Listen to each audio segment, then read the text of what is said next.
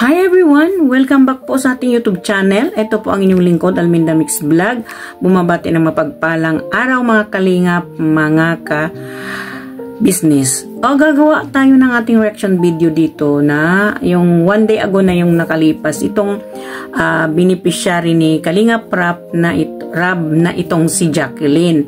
No, ito yung beneficiary ni Kalingap Rab na masipag at yung kahit mamumundok kaya niya, no? Itong batang ito napakasipag, kaya parang napahanga si Kalingap Rab dito kay Jacqueline. So, bago natin umpisahan yan, mga kalingap ka-business, ako'y nagbabakasakali baka hindi pa kayo nakasubscribe sa ating munting bahay, baka pwede pong pakipindot ng subscribe button dyan at ng notification bell para updated tayo lahat sa ating mga nire-reactionan, no? Video dito sa kalingap at sa ka-business po. So, at wag po natin din kalimutan suportahan ang Kalingap Rab, Kuya Bal Santos Matubang, Ma'am Edna, Ate Edna Vlog at Jack Tapia Matubang, at ang aming pinuno po si Ka-Business Official at ang kanyang anak ang kanyang anak na si Papa Dins TV at pangalawa niyang channel ang Ka-Business Family. Proceed na tayo, ito'y nakita ni Kalingap Rab na vlog ni Supermac uli ang kalagayan ni Jacqueline, na-surprise nga sila ito, at si Jacqueline ay may anak na, kumbaga nanganak na siya at ito'y na-surprise si Kalingap Rab, na kumbaga dismayado siya sa isa niyang beneficiary na ang kasi ng pangarap ni Kalingap Rab dito kay Jacqueline, paaralin, magiging scholar niya, at doon titira mismo sa kanya, at itong pinagawa niyang parang dormitory, para bang paglalagyan niya kung saan yung mga malalayo niyang beneficiary na mag-aral doon sa daet ay mayroon siyang paglalagyan. Kumbaga hindi na magbo-boarding house, mayroon siyang sariling bahay na ipapalagay niya doon,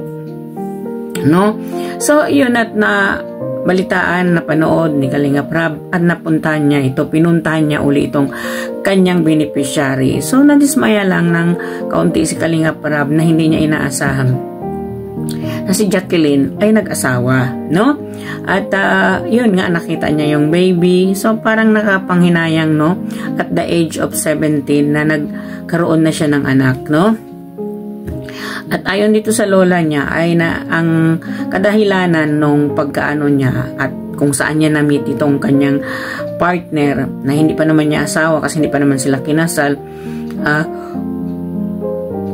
at hindi naman nakatira sa kanila, ibig sabihin, yung boyfriend lang niya ay sa Facebook daw sila nagkita through chat. Ayun, may kasalanan ng Facebook, At yun nga ang sinasabi ni Kalingap Rab na dapat ay hindi muna mag-cellphone. Kasi, kumbaga, doon na paumpisa sa pagkikipag-chat niya doon sa kanyang boyfriend nung nagkaroon ata si Jacqueline ng cellphone, At ang panghihinayang lang ni Kalingap Rab ay yung kanyang pag-aaral, Although nag-aaral naman daw siya ngayon at hinahatid daw ng teacher niya yung lessons doon sa kanya sa bahay, siguro dahil din na sa tulong ng mga teacher na kanyang kasi may anak nga siyang maliit. So, parang lang si Kalingap Rab, na surprise lang siya si Kalingap Rab na hindi niya sukat akalain ay pagpunta niya doon, siguro 2 years ago na or 1 year ago ay may anak na itong si Jacqueline nung anak daw nung December 10. So, at maraming kwento ng lola niya kung ano yung nangyari at bakit nagkaroon siya ng boyfriend na ganon at kung ano yung ginagawa ng kanyang boyfriend sa kanya, At ito yung matindi, na parang mahirap tanggapin kasi. Kaya siguro yung lola ni itong si Jacqueline ay naging emotional siya. So, kasi since beginning, since na ipinanganak, sanggol na, ay kumbaga siya na ang nagpalaki, nagpalaki sa kanya kay Jacqueline. So, nung lumaki na ng ganito, ay kinuha ng nanay. Hindi naman na kumbaga hindi naman naalagaan ng husto kasi doon na daw sa Lucena mag-aaral. At syempre kampante yung lola ni Jacqueline kasi nanay naman doon. Ayon sa lola ni Jacqueline ay 2 weeks lang daw pumasok. Pagkatapos nung hindi na pumasok ay nakipagtanan si Jacqueline. Ang hindi pa magandang napangasawa o naging boyfriend nitong si Jacqueline ay nananakit, no? Binubugbog, sinasabunutan daw siya at sinasabi daw hindi niya gusto si Jacqueline, no? Dito sa lalaki, ano, kung hindi niya gusto, bakit niya binuntis yung bata, no? Kung hindi niya gusto, kung gaganunin din lang naman niya, gugulpihin niya, sasaktan niya na alam natin na alabag sa batas ito at lalong-lalo na itong si Jacqueline ay menor de edad, no? Sinasaktan niya kung hindi niya gusto, kung ayaw niya, hindi niya sana binuntis at hindi niya dapat saktan yung bata, no? Dito sa naging partner ni ni Jacqueline nito, no? So naging emotional itong lola at pinagsasabi kung ano yung, kumbaga siniwalat niya kung ano yung nangyari, no?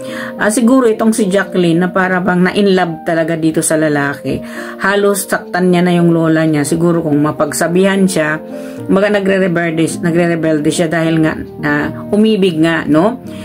Talagang ganon yung natin, yung mga kabataan natin ngayon, kung umibig talagang todong-todo, hindi lumilingon sa likuran kung ano yung mangyayari, no? Sa kanila, kung ano yung futuro nila, kung ano yung kahinatnan nila doon in the future. Nasasama sila o makikipagtanan sila sa lalaking wala naman, kumbaga wala kang futuro, wala kang kinabukasan, hindi mo alam kung ano.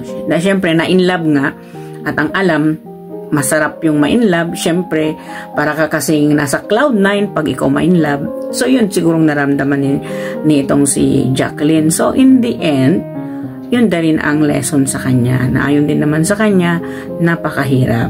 Syempre, mahirap talaga at lalong-lalo na sa kalagayan nilang na maglola na ganito, walang naghahanap buhay sa kanila kasi yung lolo niya ay matanda na rin, yung lola niya ay maliban sa may edad na rin at hindi na rin nakakakita gaano yung lola niya. So, at yung lalaki mula daw sa umpisa na ipinanganak yung bata, yung si baby Jerry, hanggang ngayon ay hindi nagsusuporta. Bumibisita rin naman daw, pero kumbaga hindi nag-aabot, no? So, ganito talaga yung magiging futuro ng mga kabataan kung hindi makinig, no? So, ayun naman sa lola, ayaw na talaga makinig ni Jacqueline. Kaya nagkaganyan siya, no? Nagkaroon ng anak at nagkaroon ng boyfriend na ganito, na hindi naman natin masasabing ka-live-in partner niya kasi hindi naman nakatira sa kanila, no? At hindi alam kung ano yung desisyon ng lalaki, no? Kung papananagutan ba talaga niya yung mag-ina niya o talagang iiwan niya na yan na basta ng ganyan. So, at least, no, mayroong kalingap. Nandyan si Kalingap Rab na handang tulungan uli si Jacqueline. Kung ano man yung maging resulta, ay gagawin pa rin niya ito at kukunin niya sa daet. Doon mag-aaral, no? Magiging scholar niya. Yun naman talaga ang pangarap ni Kalingap Rab, na talagang ang sabi ni Kalingap Rab, na tutulungan talaga niya si Jacqueline, no? Noon nung binablog niya ito at pinatayuan nga niya ito ng bahay, no? At yun ang pangarap ni Kalingap Rab kay Jacqueline. Pero yun na nga, sa kasamaang palad, nagkaroon ng anak hindi sa oras, no? Nang dahil umibig, no? Hindi naman natin masisisi, no? Ang taong umibig, lahat naman tayo umibig, pero minsan kasi umibig tayo sa maling paraan, no? At kumbaga hindi pa hinog ang pangingisip, yung bang hilaw pa ang pangingisip ni Jacqueline na nagkaroon ng anak in 16, 17 years old, no? Kumbaga nakasandal pa to sa magulang, no? Hindi pa to marunong. Nakasandal pa to lahat, kumbaga lahat ng pangangailangan ay isasandal niya pa ito sa mga magulang. So in this case, paano niya gagampanin ng bilang isang ina na hindi naman tumutulong yung kanyang asawa, yung kanyang boyfriend, no? Na ayon dito kay lola. At nakita rin naman natin ang kalagayan ng maglola, ano, na parang masakit sa damdamin, sa puso yung pinapaliwanag ng lola, ano, na parang yung lola ang nanghihinayang dito kay Jacqueline na yung futuro niya, no. Syempre may anak na siya, no. Hindi naman natin masasabi na porket nagkaanak na siya, wala na siyang futuro. Ang ano ng lola niya doon, yung kahirapan ba nila, paano na lang, no? At kung hindi siya pananagutan talaga ng lalaki, no? Alam naman natin yung sinabi ng lola na sinasaktan daw at sinasabing hindi niya gusto si Jacqueline, no?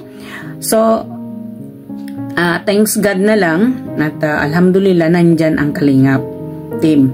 Andyan si Kalingap Rab, hindi pa rin niya iniiwan ang kanyang mga beneficiary at binalikan niya ito, dinalhan ng mga ayuda itong maglola at binigyan pa ng cash assistant ng 10,000, no. Salamat dito kay Kalingap Rab sa mga ganitong sitwasyon na kahirapan tulad ni Jacqueline at marami pang iba na labis-labis ng nangangailangan talaga ng tulong. Nakakahabag yung lola, ano, na sinasabi ng lola ni Jacqueline. Nagugutom na daw siya, halos wala na silang makain, no? Alam natin yon na ganun mga edad ay hindi na talaga, wala nang kalakasan maghanap buhay. Nakakaawa. Kung nakita man natin malakas pa si lola, ang problema nga ay wala na siyang paningin. Kumbaga hindi na siya nakakaaninag ng tao, hindi na rin siya kumbaga hindi na siya nakakakilala ng mukha ng tao. Yun ang masaklap doon sa nangyari dito kay Jacqueline. Pero siguro yun na talaga yung tinadhana kay Jacqueline, ang mag-asawa siya o magkaroon siya ng anak ng maaga. Ang problema dito kay Jacqueline, yung lalaki, no? At sana naman ay tayo maiba rin ang isip ng lalaki, tutulungan din niya si Jacqueline dito sa pamamagitan lamang ng kanilang anak, ay tulungan niya si Jacqueline magpalaki ng anak, no? At maisip din niya na kailangan din ni Jacqueline ang mag-aral, no? Kasi hindi naman sila pababayaan ni Kalingap Rab. Tungkol sa pag-aaral, nandyan naman si Kalingap Rab. Yun naman ang pangako ni Kalingap Rab, ang tutulungan si Jacqueline sa kanyang pag-aaral. Noon pa man hanggang ngayon, andyan si Kalingap sa kanyang mga beneficiary na higit nangangailangan. Saludo tayo sa Kalingap, lalo't lalo na kay Kuya Bal at Kalingap Rab, no? So, mga Kalingap, mga business, hanggang dito na lang. Sana po nagustuhan ninyo. Kung nagustuhan ninyo, paki-share and likes at comments at paki-subscribe na rin po ng aking munting bahay. At shoutout po sa lahat ng aking bagong subscriber dyan na nandyan lagi sa akin. Maraming salamat po. Taos puso ako nagpapasalamat sa inyo, no? At don't forget po to subscribe Kalingap Rab, Kuya Bal Santos Matubang, Ate Edna Vlog, Jack Tapia Matubang, Kabisnes Official, Papa Dins TV, at Kabisnes Family po. At ang Kalingap Tata po, wag din po natin kalimutan i-subscribe. At lahat ng K-Boys, lahat ng Kagwang, at ang aking mga kasamahan sa Karepa, mga reactors ng Karepa po, shoutout sa inyong lahat. Suportahan din po natin, at ang aking mga kasamahan din sa Kabisnes Official na reactors. Maraming salamat po sa inyo. See you again, mga Kalingap, mga kabisnes. Bye-bye po. Spread love lang tayo, mga Kalingap.